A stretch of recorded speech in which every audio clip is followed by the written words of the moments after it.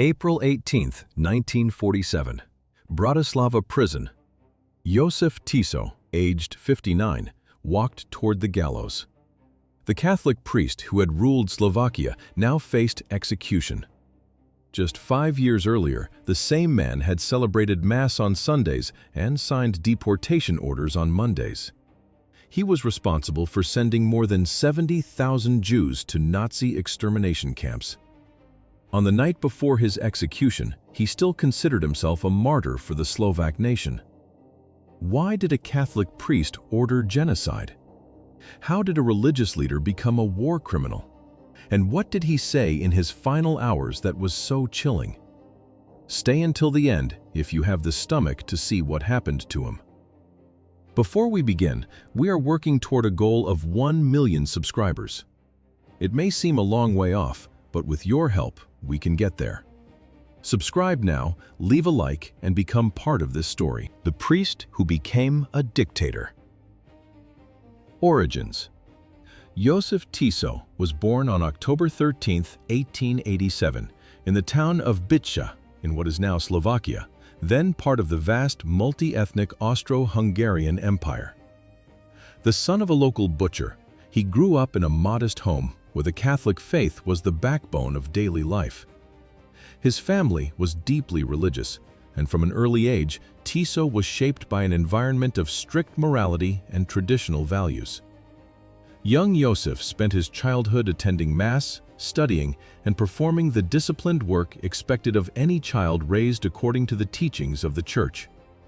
From his earliest school years, Tiso stood out for his precocious intelligence. He was a diligent, inquisitive student with a remarkable aptitude for languages. He became fluent in both Hungarian and German, essential languages in the empire's multicultural setting. His academic performance attracted the attention of Bishop Imre Benda of the Diocese of Nitra, who soon recognized his potential as a religious leader. In 1906, with the support of the Church, Tiso was sent to study theology at the prestigious University of Vienna, a leading center of intellectual and spiritual life in Central Europe. For 4 years, he immersed himself in philosophy, dogma, and liturgy before being ordained a Catholic priest in July 1910. A year later, he earned his doctorate in theology, demonstrating not only a solid religious education, but also a sharp rhetorical style and an analytical mind, skills he would later bring to the political arena, often to justify morally questionable decisions. After returning to his homeland, Tiso was not content with the limited role of a village priest. He served as a pastoral assistant in 3 different parishes, but his work extended far beyond his liturgical duties. He concerned himself with the social problems afflicting the Slovak people: extreme poverty, illiteracy, and above all, alcoholism, a scourge he fought vigorously. He founded and supported mutual aid associations that sold food and clothing at affordable prices, often in direct opposition to local businesses, many of which were controlled by Jews. It was in this setting that his nationalist and anti-Semitic ideas began to take root. Tiso came to regard Jewish tavern keepers and shopkeepers not merely as economic competitors, but as a threat to the moral and cultural health of the Slovak population. In his eyes, commercial competition became a national crusade. The campaign against alcoholism acquired an ethnic subtext, and the claim that Jews were exploiting poor Slovaks began to permeate his speeches. During the First World War, Tiso was conscripted as a military chaplain with an infantry regiment in the Austro-Hungarian army. Amid the trenches and battlefields, he offered spiritual comfort to wounded and dying soldiers, witnessing the horrors of modern warfare at close quarters. Though brief, the experience left a deep mark on him. In 1914, he contracted a serious kidney disease that abruptly ended his military career. Physically weakened, he returned to civilian life, but he had matured spiritually and become even more convinced that the Slovaks needed order, identity, and redemption.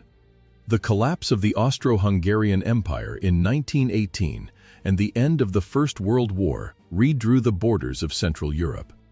Czechoslovakia emerged, a young republic bringing Czechs, Slovaks, Germans, Hungarians, and Jews under a single government. Although some celebrated this diversity as a symbol of modernity, many saw it as an ethnic time bomb waiting to explode. For Jozef Tiso, this new landscape represented more than a political change. It was a historic opportunity to shape the future of his people. In December 1918, Tiso joined the Slovak People's Party, or HSLS, founded and led by the charismatic priest Andrej Hlinka. It was a conservative, clerical, nationalist party that advocated greater autonomy for Slovakia within the federal structure of Czechoslovakia. At first, Tiso was seen as a conciliatory figure. His message combined Catholic faith, a commitment to traditional values, and a firm but measured defense of Slovak rights.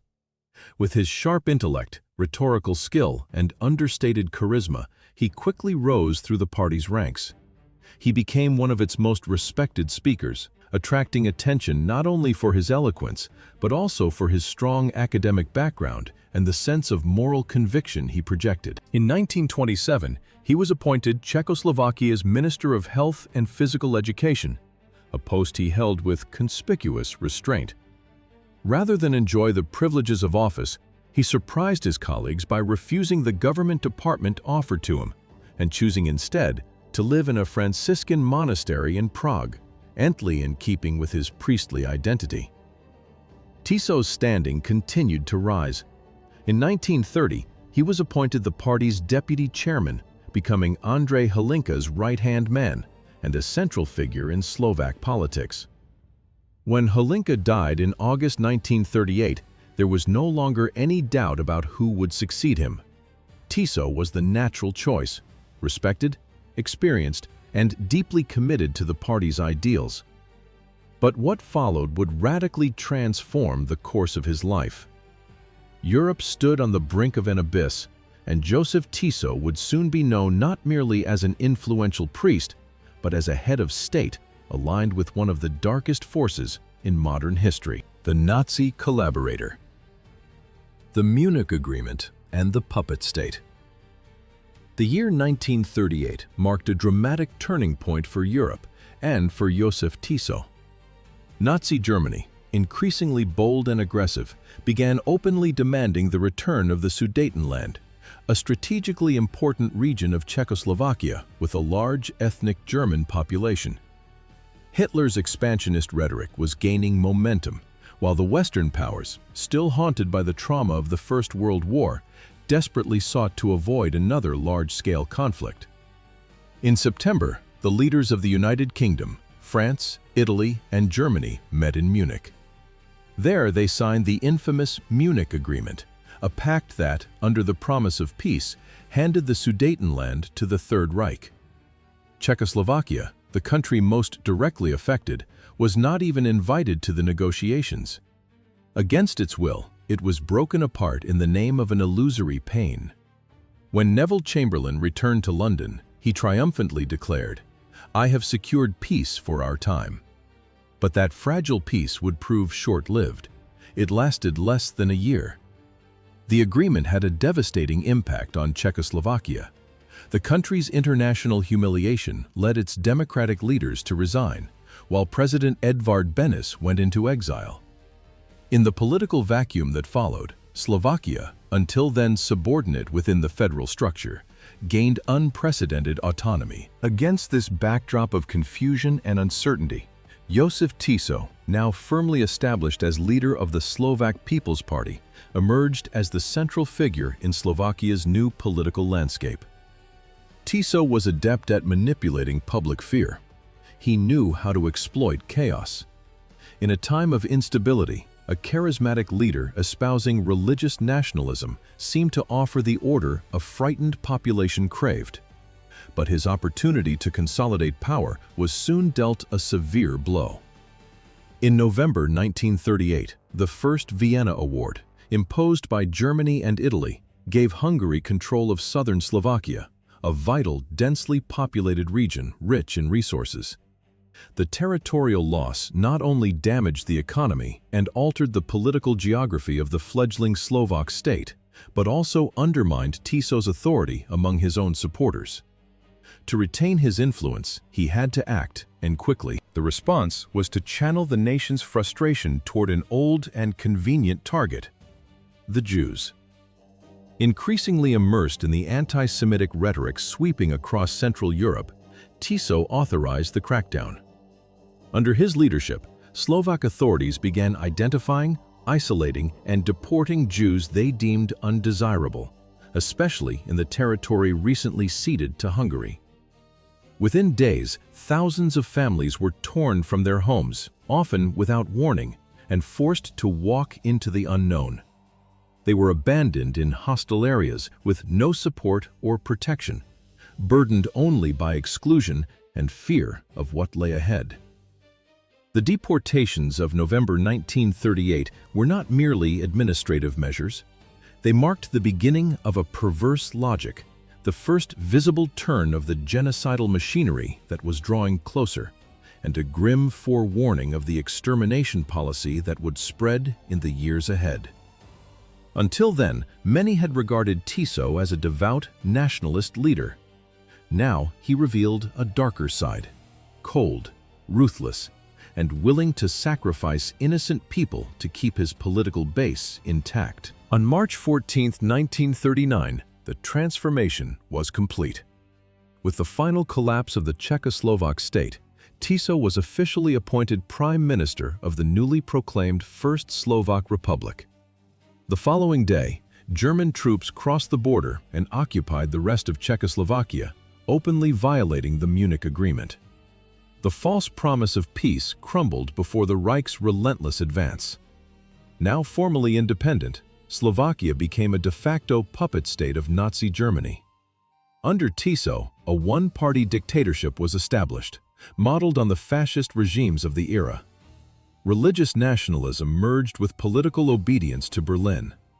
The Catholic Church, especially its Slovak separatist wing, gave the new regime ideological support. Priests backed the government, while sermons began to justify segregationist policies as a defense of Christian values. Repression was becoming not only possible, but sacred. But the worst was yet to come. The war begins. When the Second World War broke out on September 1, 1939, with Hitler's invasion of Poland, Jozef Tiso did not hesitate to demonstrate his loyalty to the Third Reich. On his orders, the army of the newly established Slovak Republic crossed the border alongside German forces and took part in the military campaign against Poland. It was the first, but not the last time the Slovak state would collaborate directly in the crimes of the Nazi regime. Shortly afterward, in October of that year, Tiso was appointed President of Slovakia, consolidating his grip on power. His presidency deepened the alliance with Hitler, and Slovakia became increasingly dependent on the Reich politically, militarily, and economically. In the name of national renewal, Tiso began introducing measures that directly attacked the rights of minorities, particularly Jews, whom he portrayed as enemies within. In April 1940, the first Aryanization law was enacted. It confiscated businesses, land, commercial properties, and other assets belonging to the Jewish population, and transferred them to racially pure Slovaks. This economic exclusion was accompanied by an intense propaganda campaign portraying Jews as parasites and exploiters, supposedly responsible for the moral and financial decline of Slovak society. Jozef Tiso, both priest and president, linked nationalism to ethnic cleansing with chilling detachment. But the attacks would not remain confined to material possessions. In July 1940, Adolf Hitler summoned Tiso to a meeting in Salzburg. It was not a dialogue, but an ultimatum. Hitler demanded Slovakia's complete submission to the will of the Reich.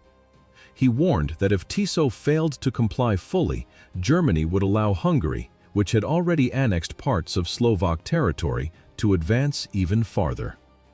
The message was clear, and Tiso responded with action. In the months that followed, moderate members of his government were removed or silenced. They were replaced by openly pro-Nazi figures prepared to take the Jewish question to brutal extremes. What had been systematic persecution became institutionalized. On September 9, 1941, Tiso's government approved the Jewish Code, a set of measures directly inspired by the Nuremberg laws, but even more draconian. The regime itself boasted that it had enacted the harshest anti-Jewish laws in Europe. The code imposed almost total restrictions. Jews were barred from public places, forbidden to work in certain professions, travel freely, own property, or participate in the country's cultural life. They were forced to wear clearly visible yellow stars, a stigma intended not only to segregate them, but to humiliate them before the entire population. Exclusion was only the prelude. All these measures prepared the way for the next step: mass deportation. To carry it out, the state needed to know exactly how many Jews lived in the country. An official census was conducted on December 15, 1940. The final count was 89,000 registered Jews. Tiso knew that figure well, not as a statistic, but as the logistical foundation of a genocidal policy. He did count them, but not to protect them. He counted them in order to eliminate them more efficiently. What followed would turn that census into an unprecedented horror. Tiso, the priest-president, was about to become a direct accomplice in one of the most monstrous crimes of the 20th century: genocide. In March 1942, the Slovak state formalized its collaboration in the extermination. Jozef Tiso's government signed an agreement with the Nazi authorities officially authorizing the deportation of the Jewish population. This was not merely a political alliance. It was also logistically efficient. Slovakia undertook to identify, arrest, assemble, and transfer its own Jewish citizens and to pay Nazi Germany to carry out the operation. Between March and October 1942, some 58,000 Jews were captured and gathered in 3 Slovak-run labor camps: Sered, Novaki, and Vina. These camps served as holding stations, where victims were kept in inhumane conditions before being handed over to the SS at the border with occupied Poland. From there, they were transported in sealed trains to extermination camps, including Auschwitz, Majdanek, and Sobibor. The vast majority were murdered shortly after arrival. Of those deported during this period, only about 300 survived. Among them were Alfred Wetzler and Rudolf Verba, 2 young men who escaped from Auschwitz in 1944. After hiding in the forest for weeks, they were taken in by members of the Slovak resistance and wrote a detailed report. It was the first comprehensive account of the machinery of death at Auschwitz, including information about the gas chambers, the crematoria, and the industrial scale of mass murder. As tens of thousands of people were being murdered, Tiso's government paid the Reich 500 marks per person, a token sum that the Nazis claimed would cover the costs of re-education and accommodation. In total, the Slovak state paid out some 10 million marks to finance the deaths of its own citizens. A macabre investment, cloaked in the language of genocidal bureaucracy. By the summer of 1942, there was no longer any doubt about the fate of the deportees. The Apostolic Nuncio in Bratislava warned the Slovak government directly. Jews were being systematically murdered in Poland. As head of state and a priest, Tiso was fully aware of the reality. Even so, he chose to press ahead. In August of that year, during an official speech, he revealed his contempt for the lives being exterminated. I want to mention the Jewish question. They ask, is it Christian? Is it humane? But I ask, is it Christian for the Slovak people to want to rid themselves of their eternal enemy, the Jew? Self-love is a commandment of God, and that self-love commands me to remove from myself everything that harms me, everything that threatens my life. Imagine a Catholic priest using the Gospels to justify genocide. A man trained to preach mercy and compassion, interpreting the commandment to love oneself as a license to expel, deport, and kill. In the autumn of 1942, under growing pressure from international public opinion and the Church, Tiso temporarily suspended the deportations. About 24,000 Jews remained in Slovakia, protected by legal exemptions or hidden by Christian families. But the pause was no act of redemption. It was purely strategic, and it would not last long. On August 29, 1944, the regime's fragile stability collapsed. The Slovak national uprising erupted, an armed movement led by communists, Democrats, and dissident nationalists with direct support from the Red Army. Faced with the insurrection, Jozef Tiso did the unthinkable. He called on the Germans for help. The tanks brought the executioners with them. Einsatzgruppe H, a special SS unit tasked with extermination operations, was sent to Slovakia to suppress the uprising and murder the remaining Jews. Between September and December 1944, approximately 12,600 people were arrested and deported, primarily to Auschwitz and Theresienstadt. Many were killed. Only around half would survive. At this point, Tiso's collaboration crossed every boundary of complicity. On October 30, 1944, during an official visit to Banska Bystrica, which German troops had recaptured after crushing the uprising, Tiso personally decorated German soldiers. Among those honored was none other than Oskar Dirlewanger, commander of a unit notorious for rape, torture, and mass killings in Poland and Belarus. Dirlewanger was no ordinary soldier. He was a sadistic criminal whose methods appalled even other Nazi officers. And Tiso, the president, the priest, the man in clerical robes, awarded him medals and shook his hand before the cameras. That image of a Catholic priest decorating a wartime monster became the defining portrait of the moral degradation of a regime that had begun with promises of faith and identity and ended drenched in blood. But the end had not yet come. Finding this story interesting? Then subscribe, turn on notifications, and leave a like. It motivates us to keep bringing you important stories like this one. If you would like to hear more about controversial figures such as Jozef Tiso, comment, "I want more stories." Your support is essential to keeping this work going.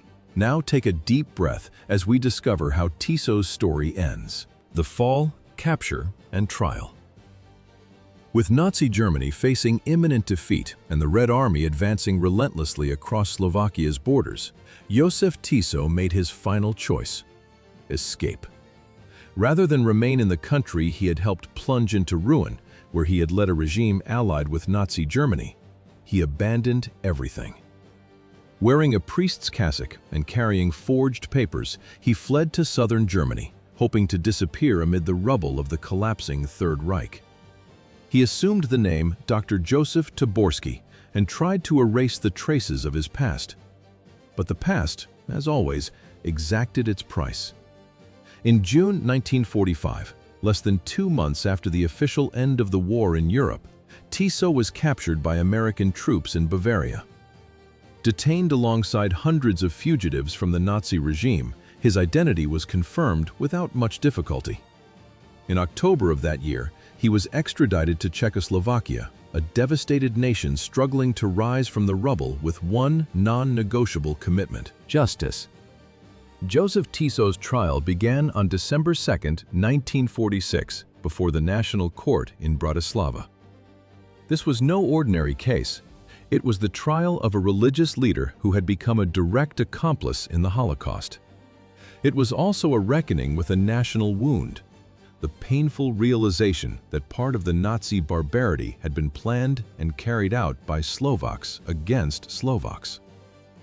The evidence was overwhelming. Written orders signed by Tiso confirmed his responsibility for mass arrests, the confiscation of property, and systematic deportations. This was not mere inaction, but active participation. Witnesses called before the court described in trembling voices and with tears in their eyes the moment their families were torn from their homes and taken away, never to return.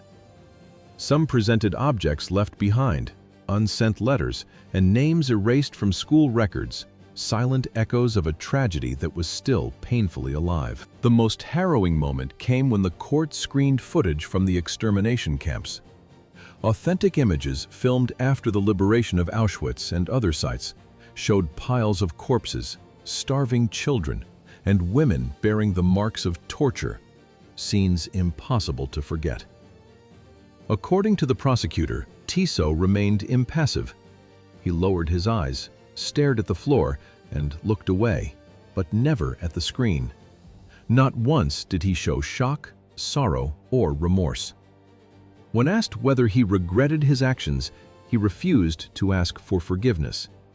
He said that showing contrition would amount to admitting guilt, and to the very end, he maintained that he was innocent. But the truth was already there for all to see, documented, endured, and now judged.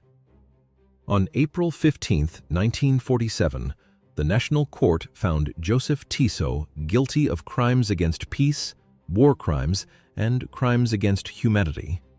The sentence was unequivocal: death by hanging. Thus ended the trial of a man who had used his cassock as a shield and power as a weapon, and who now, at last, faced the consequences. The execution. Bratislava, April 18, 1947. It was 7:30 in the morning when the guards opened the cell.